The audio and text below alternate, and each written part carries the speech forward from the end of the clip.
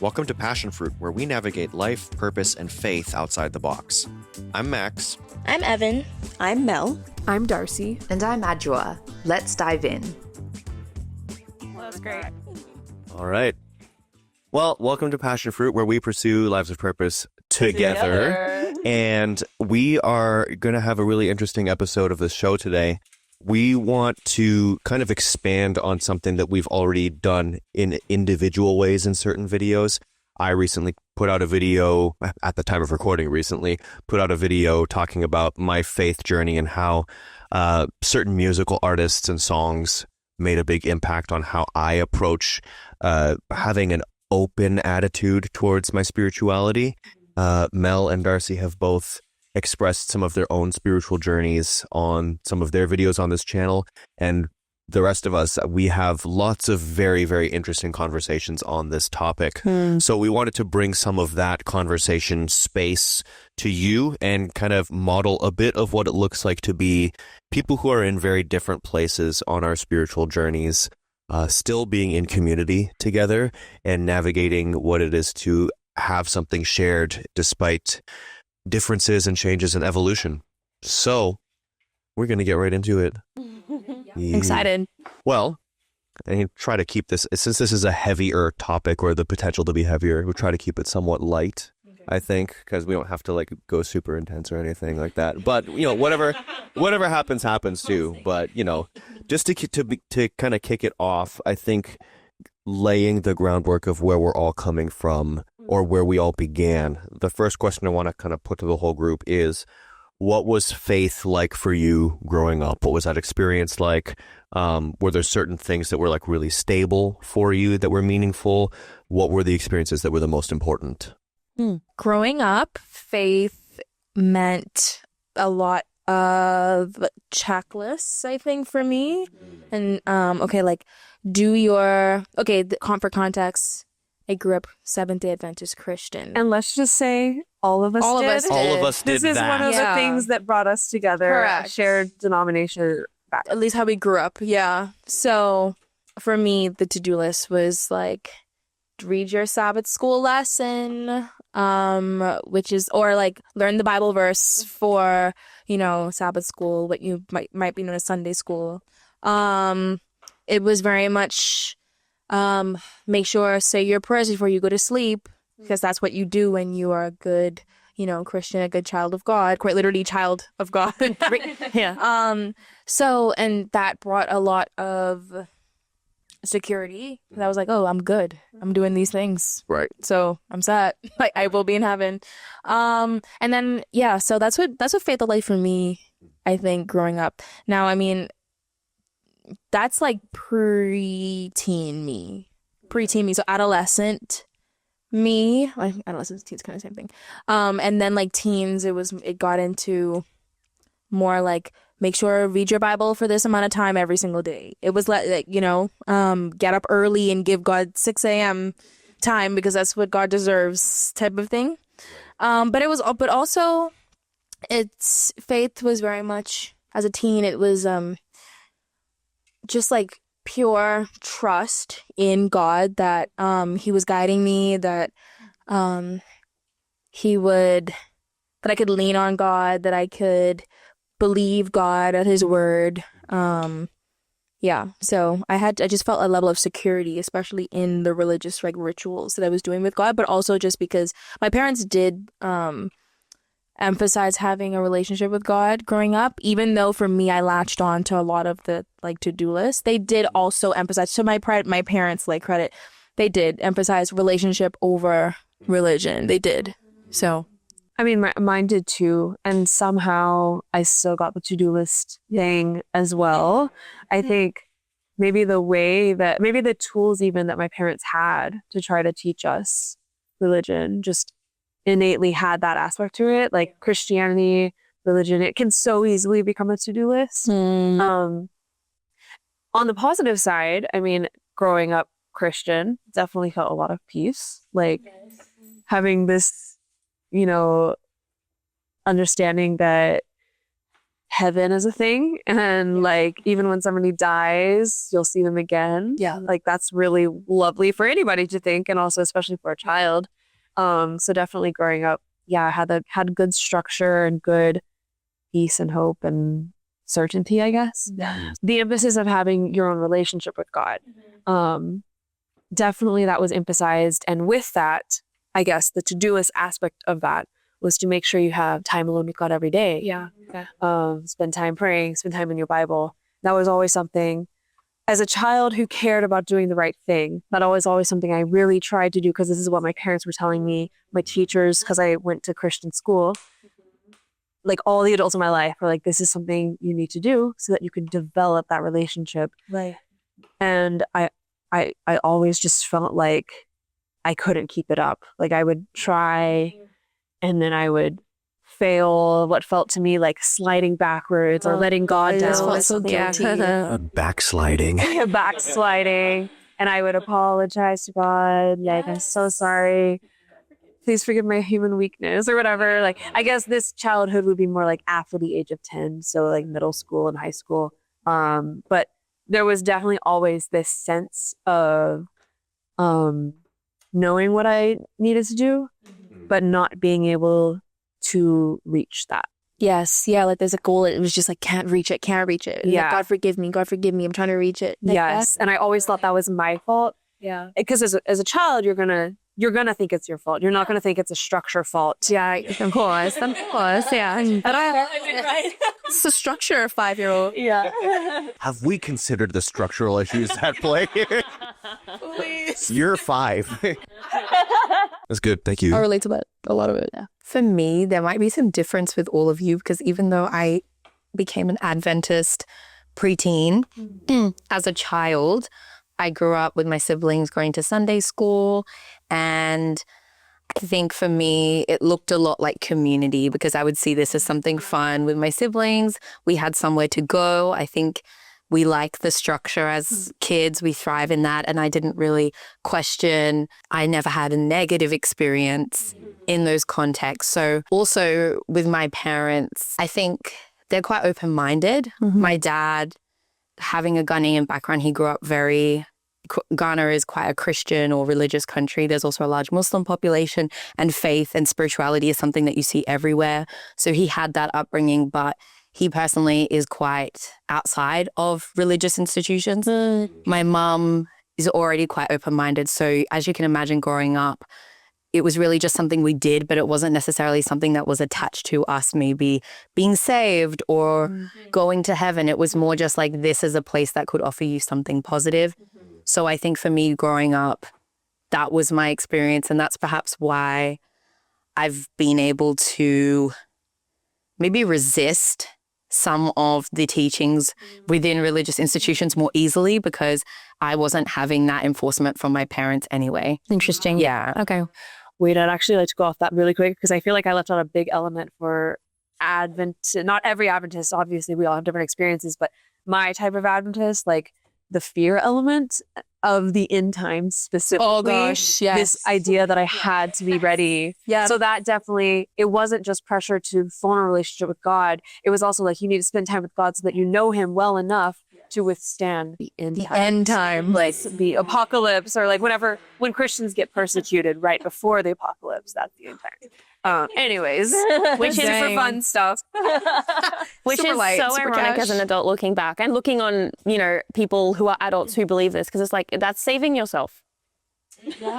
Yeah. Like, in a way, right? Anyway, that is neither here nor there. From my experience, I definitely relate to, everyone's, but especially kind of the, behavioral must check a box kind of aspect. Growing up, my parents had become Adventists in their like adult years.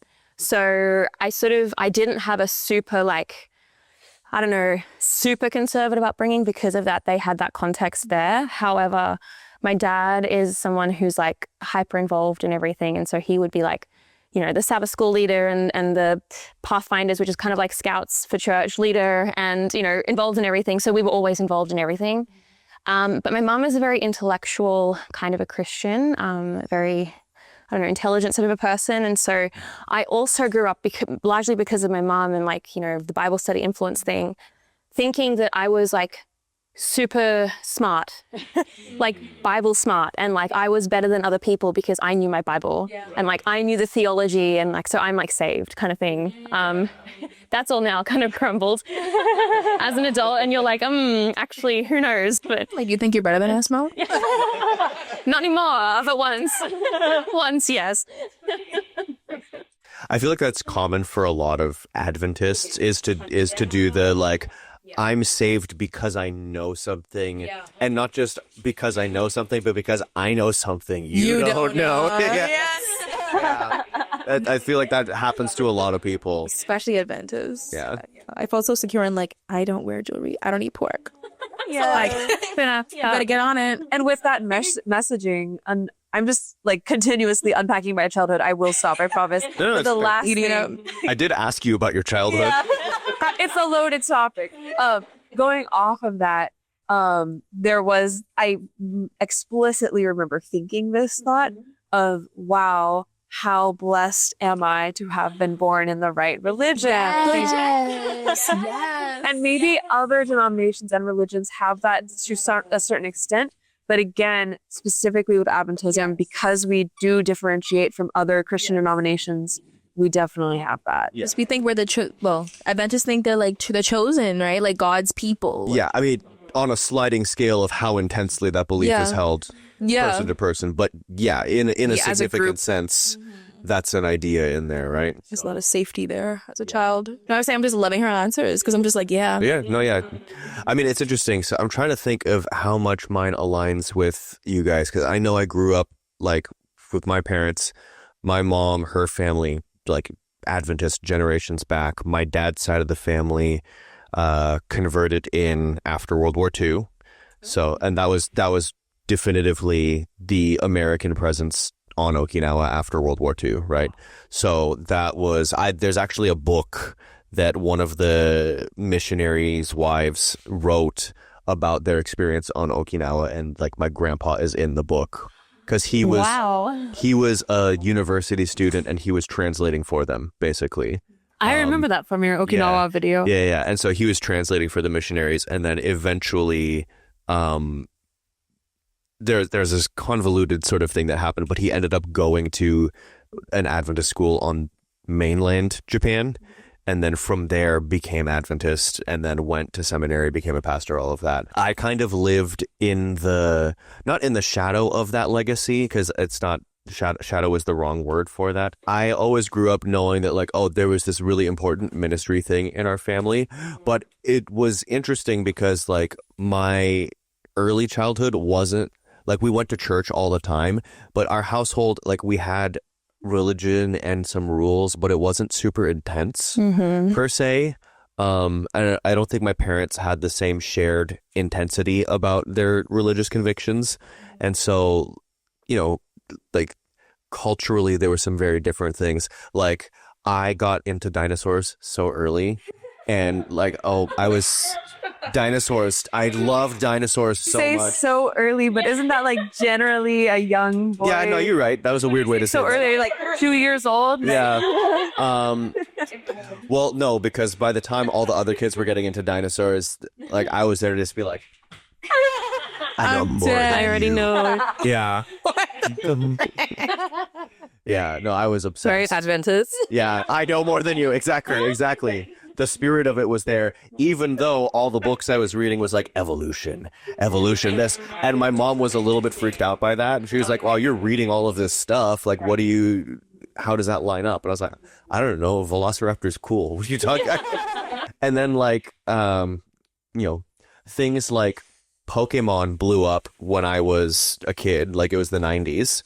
And I remember there was one episode where my parents didn't exactly agree about what the policy on anime should be, because, some of these Pokemon had like psychic powers and ghost powers. And my mom, being an American Adventist, was like, we can't have this in our house. Like, what are you doing? Demons. And my dad was like, I don't know, man. It's just like, it's just anime. Like, so that kind of like the cultural differences there. I intuited very early on. It's like, oh, people can approach this kind of differently in different ways, or like, and both my parents don't necessarily think of things the exact same way that people at church do. Yeah. Necessarily. Like, I grew up going to church every week, and I participated, and I think I took for granted that what I was being told was true. But could you say that I actually really cared? No. Right? I was just like, oh, okay, is it church time? Okay, I'm going to draw pictures of dinosaurs and monsters now, which is what I did most of the time in church as a kid. And I think in hindsight, it was good that my parents gave me that kind of wiggle room, because I was able to kind of step into it in my own timing and on my own terms. What are some of the questions or issues that first made it feel like your beliefs were evolving or changing? Because obviously we all face that, and it would be interesting to see, like, what was the thing that kind of like nudged the tower and tilted it a little bit for you? If that's Okay. too intense. Oh, no. No, oh, yeah. That's right on the... No, like okay. right on the nose. 2021, I just, the thing is, I don't quite know what sent me over the edge. Like, in 2021 is when I first started to question things, question my beliefs. That's when I made that reel on, it said God was, from Christian to God is a narcissist, was the title of the reel.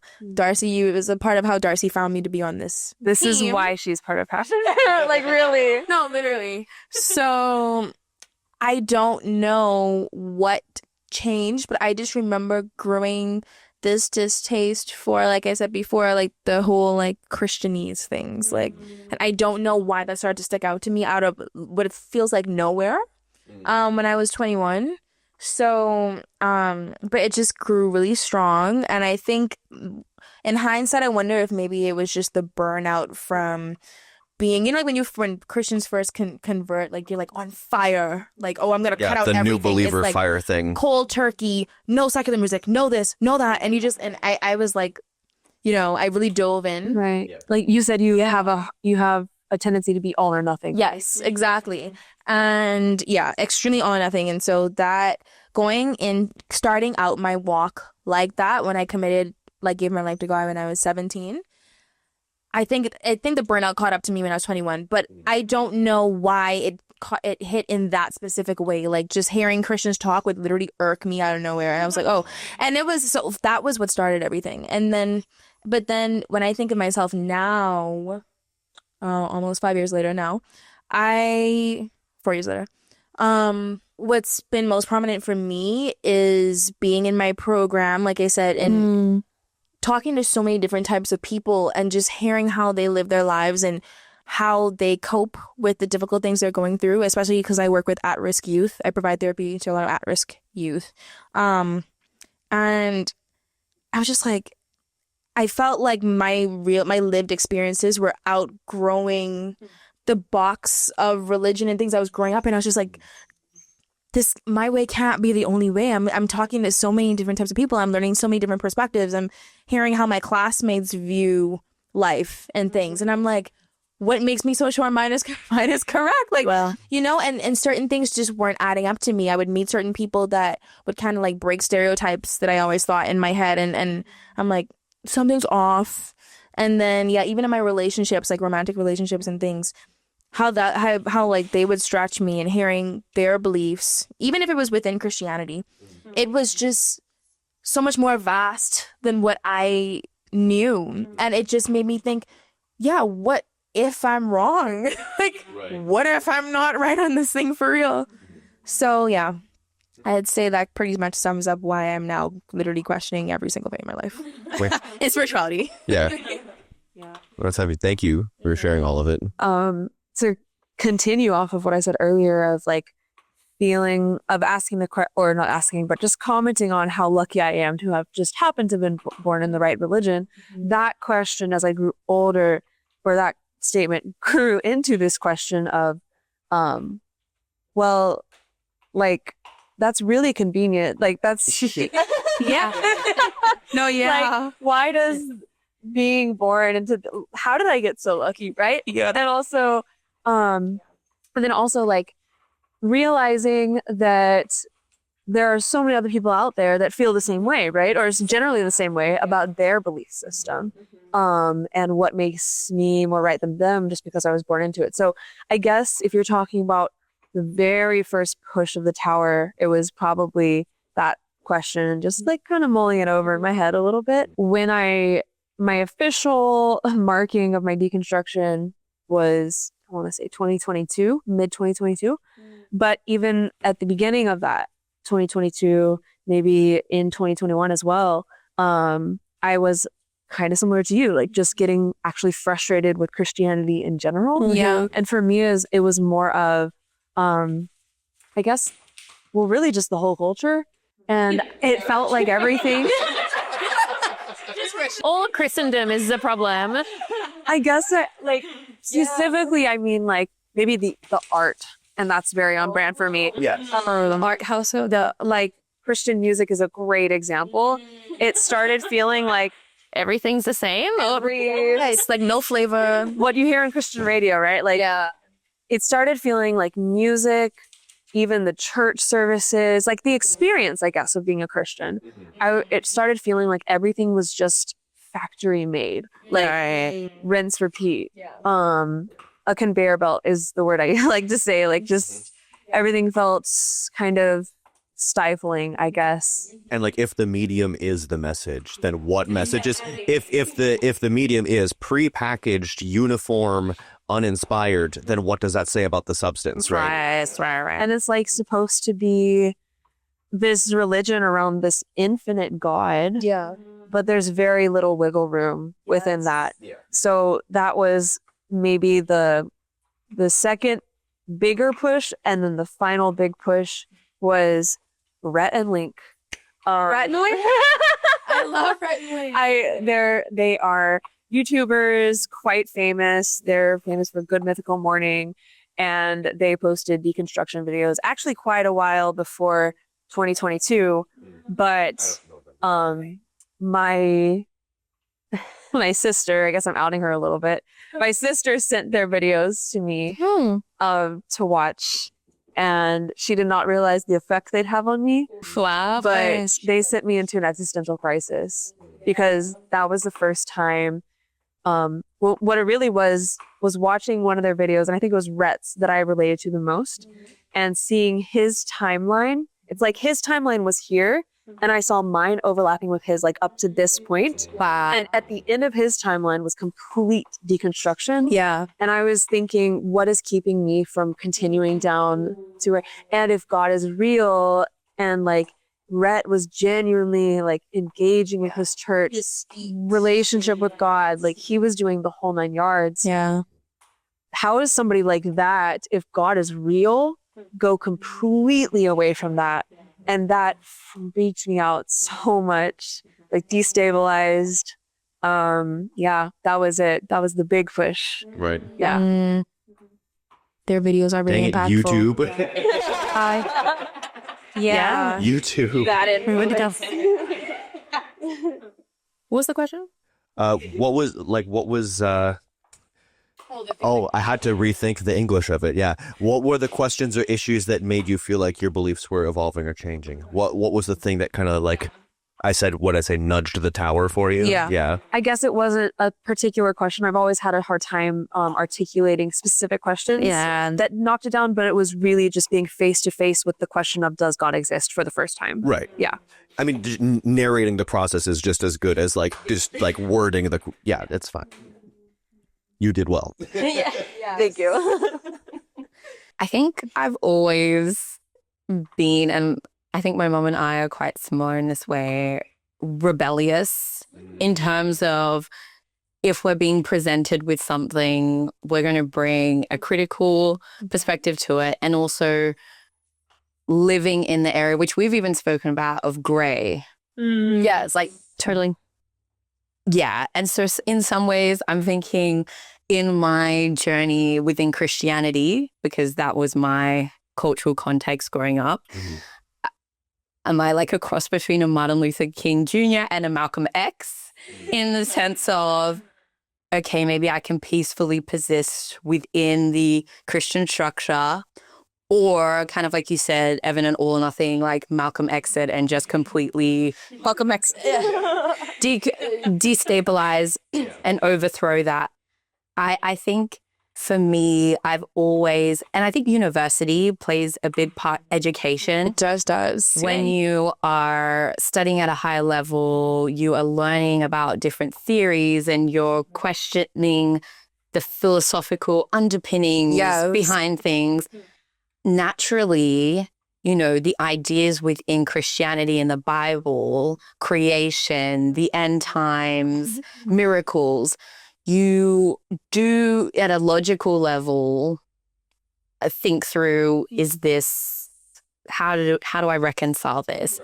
So I think for me, honestly, though, the sort of things that I've always questioned within the Christian framework are those contemporary issues. I feel I'm very social justice oriented. So, you know, same-sex relationships, abortion, just even when it comes to the way people dress and all of those things, I think I have very progressive views on that. And so every time I would sit in services as a young teenager and maybe hear certain things that church leaders would say on these contemporary issues and then find scriptural support for that. Yeah. I was always sitting there like, mine resist. I rebuke this. Just got to blank this out. Yeah. Yeah. So I've always kind of made Christianity my own. But I think now that I'm at this age where I'm like, can I continue to, and actually my conversations with you, Max, are making me really think I might need to actually look back at what are the teachings underpinning? Because I think a lot has to do with who's the messenger here. Yeah, right. And I think for me, though, the key thing recently, I started reading this book called African Spirituality. Oh, send to me. And and I think for me, so where my dad is from in Ghana, the group of people are called Akan, and they have their own kind of spiritual outlook. And so me having an Akan name and just looking into the naming system of the people from whom I descend, their idea already is that you're kind of born with a destiny, you're kind of born with the inner compass, you get this knowledge from your ancestors. And I think for me, the issue within Christianity is when I look at the Bible and when I look at the ideas and concepts, I don't really see my cultural heritage reflected. Like, where is it? And that has really opened up my thinking of why is it that I'm going to be saved through Jesus, who isn't an Akan person. And my Akan ancestors probably didn't know who Jesus was. Right. And why can't their form of how they look at the world be good enough? Like legit enough. Yeah. Why do they have to find a truth? So I think that's where I'm at just in terms of now. That's why I'm questioning Christianity. Yeah. I really relate to that. I feel like that's like the most complete description we've gotten of where you're at. It was the most completed, but yeah, I really appreciate I'm glad you're up to speed. Yeah, I really relate to what you're saying. I've definitely questioned that before as well. It's like, what about all these other cultures that have never been exposed to Christianity throughout the course of all of history?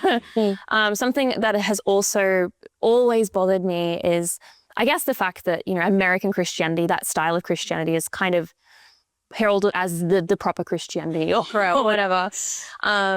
And we often kind of talk in very privileged sort of prosperity gospel terms. It's like, you know, God will bless you. And we actually discussed this privately earlier this morning before this conversation. It's like, you know, trying to think of specific Bible verses, but there's a lot of examples in scripture that says, you know, if you ask God for something, he will give it to you. He will bless you. If your child asks for a piece of bread, God will not give them a stone, all that kind of stuff. And it's like, okay, what about the children starving in third world countries? You know, that kind of aspect of human suffering is always, I've never been able to really reconcile that. So that is one thing that has definitely sort of made me question.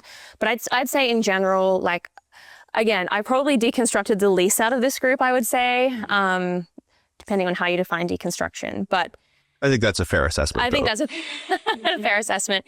But speaking to close friends who have left the faith, some very, very close friends who were LGBT and their experiences, and like, just, I grew up thinking, oh, it's their choice, it's their fault, whatever. And then you become friends with someone and you're like, oh my goodness, this is fundamentally shaping my view of God, reshaping my view of God. How could a good God allow this situation to happen, So I think, yes, watching my friends deconstruct their faith has really challenged my faith. I think I have been able to reconcile certain things, and I'm sort of in a place where I kind of have faith with an open hand, as you've described, Max. But that's a couple of things.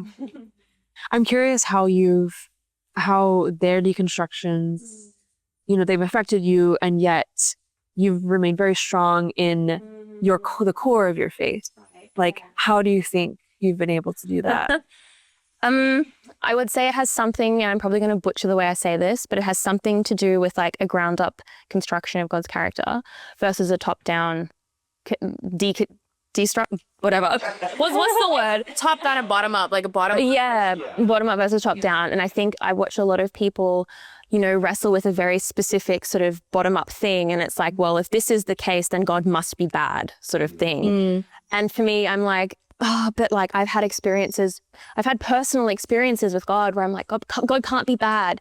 So therefore there must be something wrong with the way that this person is deconstructing. So I just kind of like, I just live the question, if that makes sense. Like I'm unwilling, maybe stubbornly, maybe ignorantly, but I'm unwilling to let go of the picture of God that is good in my head, like the loving father figure that I've come to know, kind of thing. I don't know. I relate to that. That's kind of what I was alluding to yesterday during our like reflection time, saying that I want to believe God is good. Up until this point, I've always believed God is just good, like totally all good, all loving, all whatever. I've always been taught that he was. And so I was never allowed to entertain the thought that God could be anything but that. So not necessarily from my parents, but just in the Christian community that just in general. So, and like I said, I want to believe God is good. I want to be able to have that, because if I don't believe God is all good, I'm like, what are the repercussions of that? Like, if I'm going to choose to believe in a God, to say that he's not all good is like, like, that means that he may not be all good to me either. Right. Like, if I think about my relationship to this God, I'm like, that means things could go left for me at any moment, and it could be his doing kind of thing. Right. So it's like destabilizing to think of God as anything but all good. But it's becoming more and more difficult to only see God that way if, there is like God there. So I'm like, it's tough. I do have thoughts, but I think they're not on podcast thoughts. Yeah. They're based on other things you've told me that I would unpack. Please don't forget them. I won't. Okay. I won't. Our conversations, I hold on to them for a long time. Oh, like, yeah. Real deep. Nice. Yeah. You mean, you're special. So yes, as you. You're all very special to me. I feel like I'm really lucky to be able to have this kind of conversation with the four of you. Yeah. Because it is vulnerable stuff, right? Yeah. So I do really value that, and everyone's candor and honesty about all of these things. I also think that means I should drop new Max lore.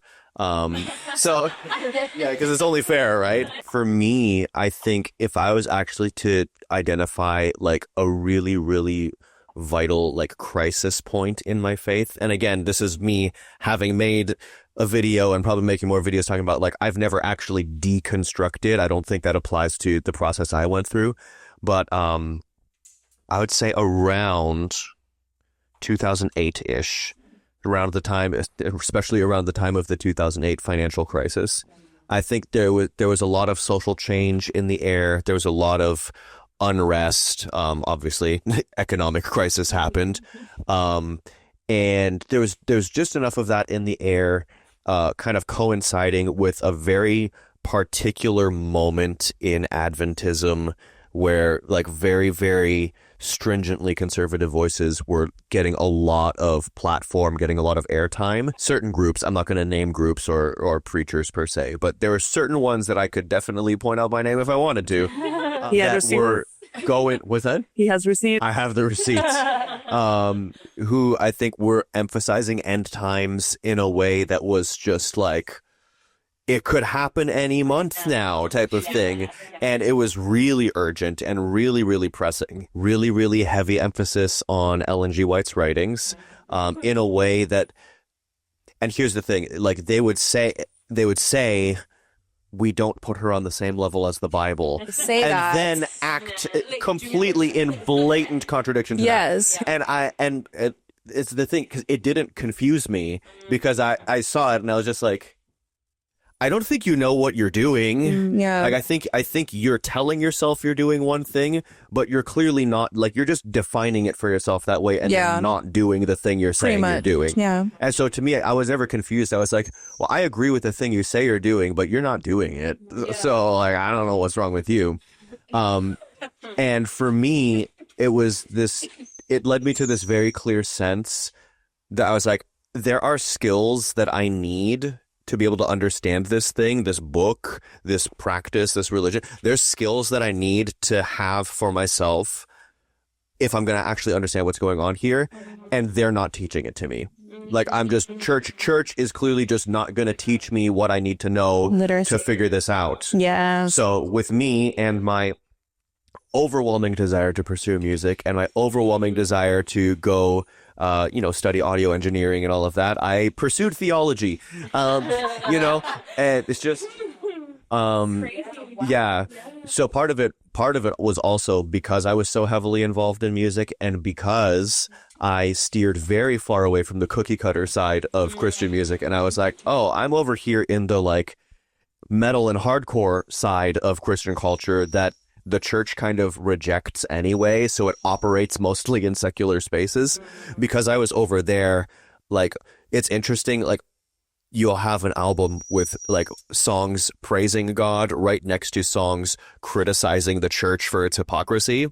And I was like, to me, like, all of that felt like a part of my faith. Interesting. So I was just like, okay, yeah, that can coexist for me. Why don't y'all catch up? So for me, and that sounds kind of maybe a little arrogant, but that's where I was coming from, because I was like, y'all hate me. You keep telling me over and over again that, like, God can't stand the thing I'm doing, and yet this music I'm listening to is constantly reaffirming and encouraging my faith, and you keep calling it demonic. Well, I'm not stupid, so it's like... So something's wrong here. Is missing it. And so one of the things I did was, when I decided, like, okay, I'm going to take a shot at this theology thing, I went to a multi-denominational school, right, in Toronto, Tyndale University. And one of the benefits of that was, like, even though it was like a largely evangelical space, there was more than that too. And I was one of only a very small handful of Adventists. So I'm there with Anglicans and Pentecostals and Baptists and a small handful of Orthodox people, and just everybody's there, right? Methodists. And I'm learning from teachers from various traditions. And that gave me a view of Christianity that was pretty expansive and pretty grounded in history. Like, even if I was like, I don't believe this idea, but I see where it fits in the timeline. Yeah. That gave me the ability to then contextualize where my own tradition was coming from and be like, oh, here's where we fit in the big picture. Here's where we're like these people. Here's where we're not like these people. And for me, like, that, I mean, that gave me a lot of leeway to think expansively and freely and feel like I was coming to it in my own terms. So yeah. And reading, being able to just be like, well, what does it say in the Greek, and just read it like that, that helps, obviously. But Yeah. I'm Yeah. learning so much about y'all. yeah, I'm learning right. a lot about y'all. I know, Yeah. so after Numax lore really dropped. So obviously, like, my journey kind of gave me a foot in several different worlds, and like, even as most of my life after that has been very, very steeped in Adventism, like, I have been neck deep in Adventists ever since. But for me, I was able to feel like I was part of a broader community that I shared beliefs with and didn't share beliefs with, because I was like, I don't believe all the same things as you. I don't think you're right about everything, but I would still call you brother or sister type of thing. And so, like, I could kind of approach things in a lighter way like that. And I'm still like, I've still done a lot of stuff with Christians in like other denominations. I see a lot of value in like other spiritual traditions. As I've been connecting more with my Okinawan heritage, it's interesting. Like, I keep learning new family lore, And I keep discovering new things about like the Ryukyuan culture that have kind of just permeated through our lives that I wasn't aware of. Like naming, for example. I had a conversation with my grandma somewhat recently where I learned something about like a naming tradition that her family followed even while they were still Adventist. But like I'm pretty sure they went to what religion scholars would call like a ritual specialist who, you know, was like, oh no, if you give your child this name, it'll have these implications. You should do this, right? And I'm sure that sounds similar to something that you would recognize from your own culture, right? Yeah. So there's things like that where I knew that like we had what I guess you'd consider like indigenous religious spiritual practices that were just culture. You know what I mean? And that was always in there. And I'm reconnecting to that little by little, trying to learn more about it. But I feel like religious community is something that I can find. Spiritual community is something I can find. Spiritual connection is something I can find with all kinds of people. You know, even in the metal scene, like I've always felt, because I've had negative experiences in the church, when I, like, my band has played with bands where like they get on stage and they've got like candles and pentagrams and stuff. And I'm not comfortable with the sentiment of like what you might be implying with that, but I also feel a deep affinity for maybe you've been hurt by this institution, and I totally get that. Like I've been there too, and I feel anger at it sometimes too. You're just expressing it this way. So like I'll even feel spiritual continuity with people who are like, I hate God, and I'm like, sometimes me too, man, honestly. But like, what does it look like for you guys now in terms of spiritual community? Like, what does that look like for you given where you're at now? And take as many moments as you need. I would say right now, I'd say this group is the most spiritual community I have, to be honest. Fair. If I think about my Adventist friends at Loma Linda in California, where I go to school, they're not in a place where they're questioning anything. But the thing is, we are all in a similar space of just like having a level of burnout from being in our programs. Like my friends who are Adventists in school are med students, especially, and med students are like literally another breed. A whole other breed. So it's like in that sense, they're not necessarily questioning. They're just like, I literally I don't have a spiritual life right now. Like, yeah, they're like they're not questioning God or anything. They're not questioning church. They're just like, I just don't have the energy to go. Like, so they can't relate to me in the way that where I am right now. And so I don't have that. I don't know that I have a spiritual community where I am. Mm-hmm. I don't know that I necessarily feel a way about that. I mean, in a sense, my boyfriend and I are both kind of in a questioning state, but in different ways. We're questioning different things. But we both have a desire to believe that there is a God. So we do have I'd say the most spiritual community I have there is my relationship to where I am physically. Because we can have those types of conversations and then just like make space for each other's questions right now and talk about where we align and where we don't and like things like that and our beliefs. But apart from that, no, I'm not like, no. And then plus like my friends in my class, most of them are non-religious in general. So it's like, and plus it's a different type of relationship. It's like my colleague friends. Yeah, it's like different type. The nature of the friendship isn't even that to begin with. Yeah, so exactly. They fulfill like a completely different role in my life. So this is my spiritual community at this point, and my relationship is like, I think my spiritual community could be defined as places that I can explore. So like this community, because we're all about conversations and asking questions and challenging questions specifically. And then I do still go to church, but it's in somebody's house and there's like 5 to 10 people there. And the whole point of it is we do base it on the Bible, but we also let the discussion lead where it will. So like being able to ask questions and stuff. Like I feel like I could not go to a church at this point. Like not that I don't want to go to church, but I would not be getting anything out of your typical sermon style church, because that's not a place that allows me to explore within it. also, if we're talking about sacred spaces, like nature is very big for me right now. Experiencing, experiencing just the feeling of sacredness. And maybe that's actually something that I never really experienced growing up, even as a Christian. Church didn't really feel that way. And I'm starting to really feel that from nature and actually crave that too. And that thing is... And just like, if I had grown up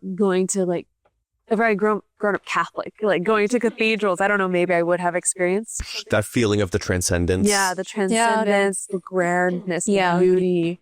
And then also, I mean, you brought up going to concerts, and you may not have said this, I may have just intuited it, but experiencing God in places like that. Sure, yeah. I've definitely experienced that. I live in Chattanooga, and my husband is a musician, and he really likes attending Chattanooga Noise Night. Noise music, it ranges from being really ambient to sometimes being really loud and could be annoying to some people. But honestly, like sometimes it feels like going to church, and there's like this venue that they meet at that is an empty building with kind of tall ceilings, brick walls. And when I'm in there and there's music just filling the entire space, that feels like a sacred space to be. Yeah. A cathedral-like space. Like a sacred space, yeah. So that's my experience with religious community and space, I guess. Yeah. I really don't think the nature thing can be undersold. Like that should be a topic unto itself. Honestly. Yeah, because I feel like there's a lot to be said about like experiencing the transcendent in the natural world. And also because we will come to you just now, but like one of the things that I think is interesting about the concept of the sacred and even the concept of sanctifying something is that it just means it's something set apart. Right. Yes. Yeah. And especially in a world that is so just like barreling forward on technology, natural spaces like more and more I think become inherently set apart because we're pulling ourselves away from them. And so reconnecting with the natural world I think is really, really important. Yeah, because it is sacred in at least that restricted sense of like it is set apart from most of what we're involved in on a day-to-day basis. Yeah. I think for me, community has always been something that feels like constantly reaching after it and missing. And we've spoken about in terms of feeling like you belong somewhere, fitting in. Even sometimes when you guys have conversations and you make reference to Adventist lore or Adventist things, I can't necessarily relate, or I have to look up what you guys are talking about. For me, I have like I would say maybe it's going on a couple years ago, I was on my own after sort of all my siblings and I grew up and we all sort of did our own thing. I mean, one thing that we know Adventism is known for is observing the Sabbath, Friday sunset to Saturday sunset as a time. And depending on how families keep the Sabbath, for my family, like I've already mentioned, we're quite open-minded. I didn't grow up Adventist for a number of years. So on the Sabbath, we might work or we might go out to the shops or do a social activity that isn't centered around God. And so for me, that's kind of always how I've viewed Sabbath, and that community building within Adventism is something that for me, it's like I can go to church and then afterwards I'll go and meet a friend or something like that. But in terms of answering this question, I think, I was attending church for a couple of years after my family and I were all kind of doing our own thing. I was the one going to church every week because I wanted community, especially around what felt different to what you're doing every single day of the week. But I think not having my family there with me, it always just didn't satisfy the need because I'd see other people with their families and it felt a bit lonely. Now it's my family has started attending and they're always like, oh, Adra, like, are you coming? Like, you got to come to church this week because I've been missing weeks and weeks at a time because of this new place that I'm at. And honestly, what you were saying, Evan, about being burnt out, For me, sometimes being part of a community can feel like an extra commitment. Yeah. Especially, it's so real, especially as we touched on another podcast. I did 3 degrees, and at that time in my life, church, I would study on the Sabbath. Like I would be doing my assignment. You're like, dang. And I know that kind of defeats the purpose, and that's a whole other conversation in terms of how you view rest. But I think just in terms of, I think now what I love about this community is that we don't necessarily have to be going into the dogma or the religious history, although Max's religious history is much more interesting and nuanced. So I'm not talking about that, but I know what you mean. I think for me, what I'm trying to get at here is that what I've noticed, maybe I can just say Adventism because that's what I've been involved in for a number of years now, is that a lot of being part of a community is meaning you have to contribute in more than just showing up to that community. You need to be in the worship team, leading the Sabbath school. You need to be doing the ministry evangelism. I do not like evangelism. It's just not for me. Like, I'm not the overt evangelism. Yeah. For me now, community is really finding those friendships or those spaces where people are critically examining the world, but still looking for meaning. Because I think at the end of the day, that's what being in community and faith helps you to do, find meaning in your life. Yeah. So I think it's still a bit difficult for me to feel like I belong somewhere. So I'm still on that journey, but this is definitely a big answered prayer. Same. If you want to say, yeah. If you want ironically. to say that, yeah. Yeah. I have to agree.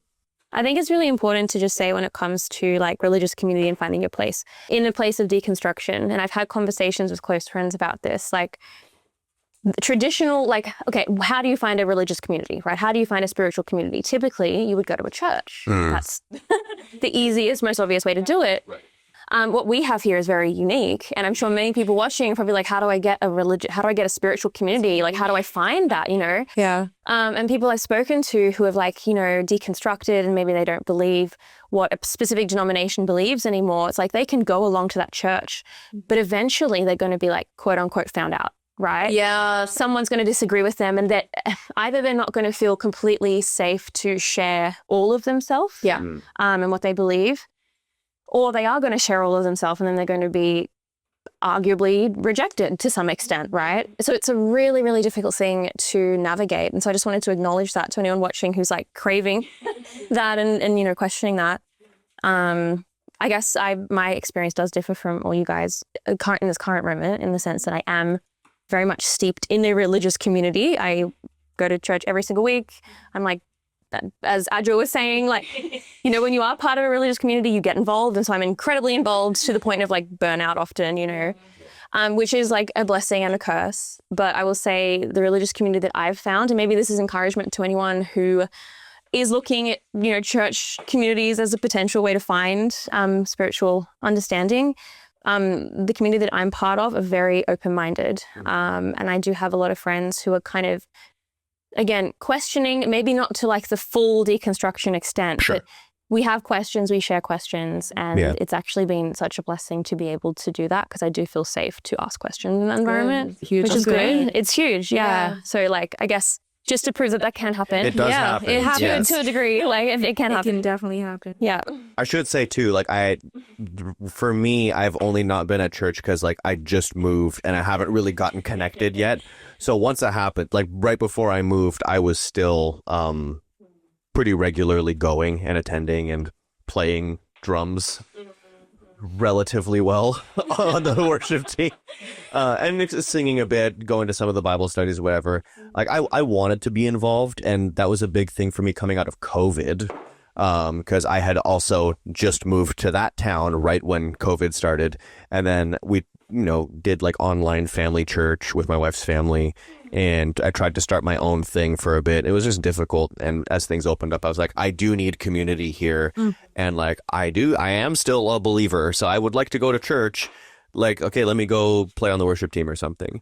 And so, and it's interesting because like, I mean, you guys know, like this move was like stress times 5,000 for me, and it was really interesting as I came towards making that move happen, the people that came through for me the most, the two sets of people that came through for me the most was people from other bands in the local music scene and people from church. And at one point it was just like people from church and people from another band in my apartment, like packing boxes. And I was just like, that's so me. Like, that's just like exactly what would happen to me. And like, so shout out to the Windsor Seventh-day Adventist Church, and also shout out to Talking Violet. If you guys see this, I don't know if you will. For me, like, spiritual community is still valuable, and I still find it in the church, but I think I'm able to still find it in the church because I also know that I'm also finding it elsewhere. And like, because I don't expect any one group of people to be fully formed or like perfectly arranged or whatever, I just know that, like, because I think I can find God anywhere I look, I'm going to find him in anyone I meet too.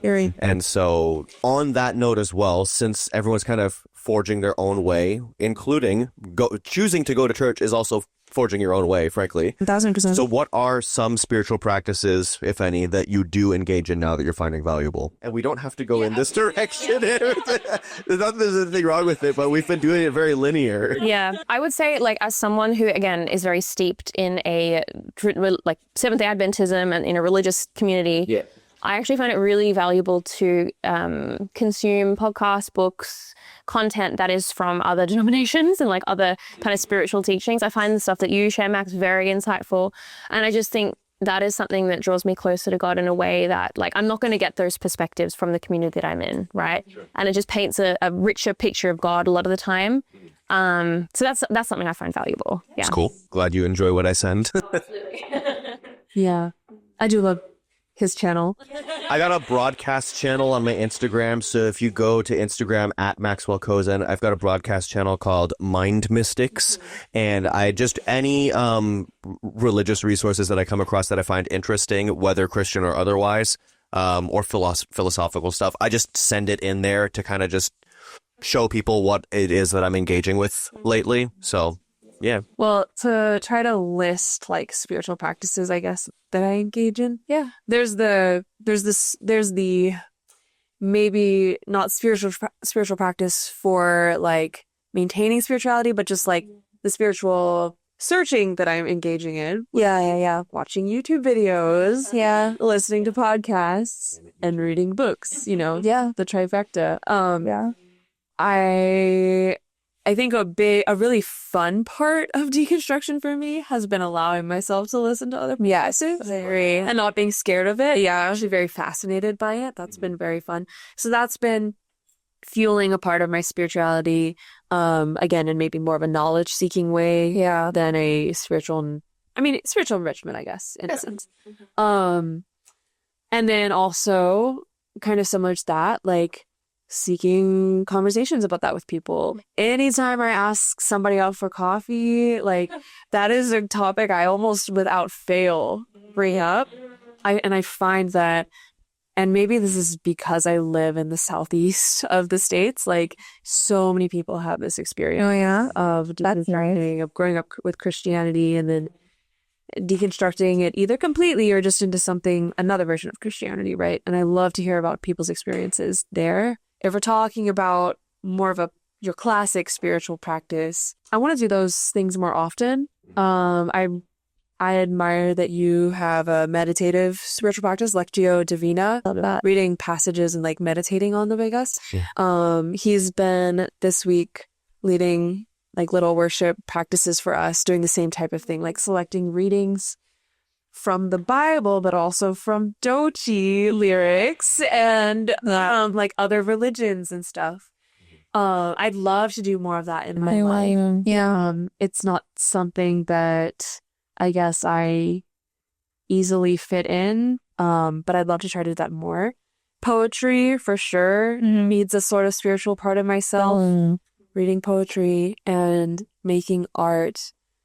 You know, the most consistent spiritual practice really is walking, without any music, without any podcast, just walking on my street, listening to birds. Like, that fills that part of me, I think. Yeah. I like it. That has strong meditation vibes to it, I will say. Yeah. Walking is meditative walking. All eyes on. When the eyes just in the sort of standard what spiritual practices that I still engage with. To be fair, at my local church, I do infrequently get asked to do little sermonettes, lead out in the Sabbath school. So I do those things still if I feel like it. Maybe my messages are getting increasingly more like, how can I stretch this but still deliver this to this highly... Are you on the watch religious? No, I'm still flying below the radar, actually. I don't know about that anymore. Yes. Which is actually really refreshing because I actually feel like I have this conversation. I think all my fears and I think it's just become a lot more normalized within this. Yeah. You know what I mean? We're normalizing it We're amongst ourselves. normalizing that, so I feel more safe. Yeah. But I think, I was saying even the other day to my friends here that still when I feel anxious or fearful, worried, I recite Psalm 23 in the dark, and those words bring me comfort. So a lot of the scripture that I do read still provides comfort to me. I definitely, when I go to Ghana, traveling, like I mentioned before, Ghana is a highly spiritual place, even regardless of the religious side. Just when you're there, there's something about the land that moves you. And to me, that is a form of being connected to God.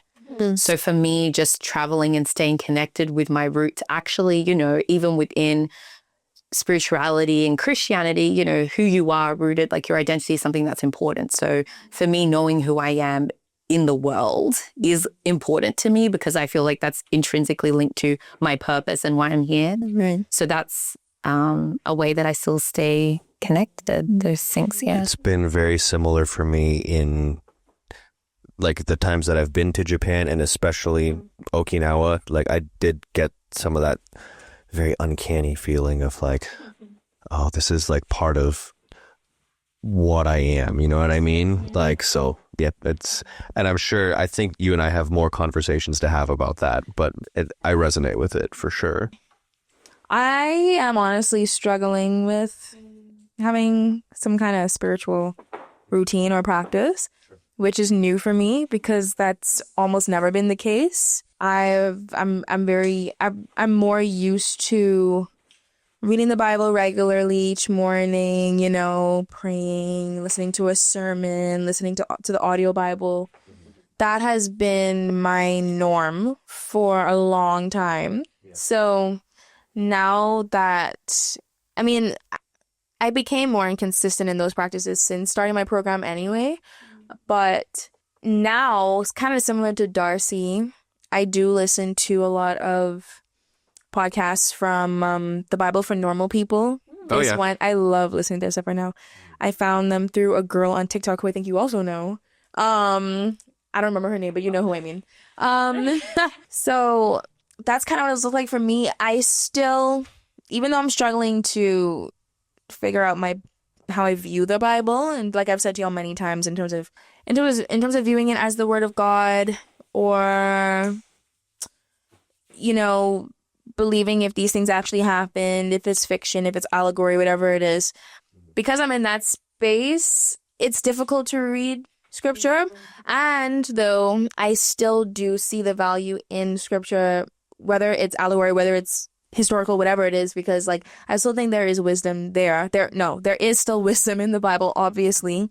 Even non-Christians can attest to that. Like, yeah, there's wisdom in the principles of this book. So every now and again, maybe like once a week or something, I might read a passage in scripture and be like, oh yeah, that part resonated. This not so much, but this does. I also still listen to the Bible Project sometimes, and yeah, I do still find their stuff to be encouraging, I think. So sometimes I do that. Like right now I am doing a Bible plan that the Bible Project leads. But I don't do it daily. Like I said, yeah. But so I still try to incorporate the Bible somehow because I know it has helped me up to this point too, and I can't see myself fully disregarding the book, to be honest. I still like to talk to God, so I still pray. It just looks different, and it feels a little awkward now when I pray, which is also very different and difficult for me. I just feel a little emotional when I said that. But I'm not gonna cry. But Thank you for sharing. yeah, because I feel like prayer has always been the thing I felt the strongest in my walk with God. I'm like, I may not read the Bible for like a month or a few months, but like talking to God has always made me feel really close to him. And now that it feels like I don't know what to do with that, that feels really disorienting. And sometimes I feel really lonely in it. It's like, I'm like, God, like when I find myself saying, thank you for waking me up, I'm like, that doesn't feel, it doesn't feel the same anymore. It's like, am I just saying this now out of habit, or do I actually believe that you woke me up? Like, Wow. and that feels so odd. It's so uncomfortable. And so, yeah, I want to still have some kind of spiritual routine, because I know mind, body, soul, you need to feed each of those things. And so I definitely understand the importance of having spiritual rhythms and things in my life. Yeah. And so it's difficult to not have that right now. I'm trying to kind of stumbling through it. I want to do something where each day I'm feeding myself spiritually.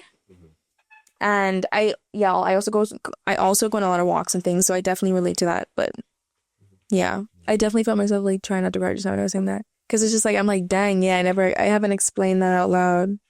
You're very brave. Thank you. Yeah. This really sucks, I know. and it's Well, I think what we've concluded amongst ourselves is that we've been going for a while on this, and there might even be enough in our heads for another, like a part 2 of this topic. So I think we're going to cut it off there. But I hope for those of you who are watching this, if you're on really any part of your journey with religion, faith, spirituality, and you're just trying to figure out what that next step is, or trying to find people to connect with and journey with you through that process, we are evidence that in at least one limited sense, it's possible to find those people who are willing to walk with you. It takes a lot of vulnerability to share where you're at and to find people that you can trust, but it's also worth it to do that. And I think each of us finds a lot of value in what we're all able to share with each other. So we hope that you can find that too. We are hoping to also start an online space where people who are into conversations can gather together. So be on the lookout for our Discord server to get a little bit more robust as things go on. You can find a link to our Discord in the description of this video. And of course, feel free to leave us a comment with your thoughts or share some of your journey. We would love to talk to you about that, or maybe make some videos in the future that touch on the things that you're going through or the questions you have. And yeah, that is part 1 of, well, part 1 or part only. We'll see what happens tomorrow. But that was this conversation on our spiritual journeys so far, the evolution of our walk with God. And until the next time, let's keep growing together. Bye. Thank you, everyone, for joining us today. Stay tuned for our next episode. And in the meantime, let's keep growing together.